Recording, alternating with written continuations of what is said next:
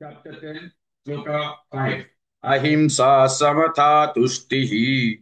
Ahimsa samata tushtihi. Ahimsa samata tushtihi. Tapodanam yasho yashah. Tapodanam yasho yashah. Tapodanam yasho yashah. Ahimsa samata tushtihi. Tapodanam yasho yashah. Ahimsa samata tushtihi. Tapodanam yasho yashah. Ahimsa samata tushtihi. Tapodanam yasho yashah. Ahimsa samata tushtihi. Tapodanam yasho yashah. Ahimsa samata tushtihi.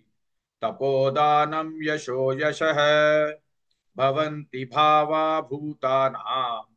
Bhavanti bhava bhutanam. Bhavanti bhava bhutanam. Matta eva pritagvidaha. Matta eva pritagvidaha. Matta eva pritagvidaha.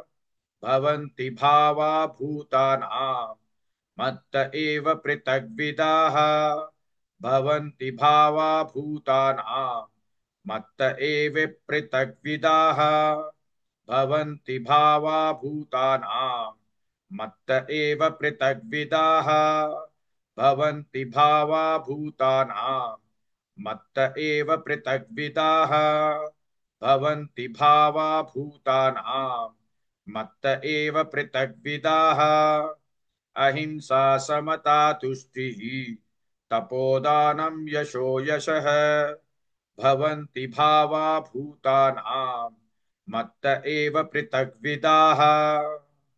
Please like and share this video because you could be instrumental in helping someone around the world recite the Srimad Bhagavad Gita, thereby helping them to have a life of unending opulence, victory and prosperity. This is mentioned in chapter 18, sloka 78. Yes, don't forget to buy my book, Leadership Can Be Child's Play. Namaste.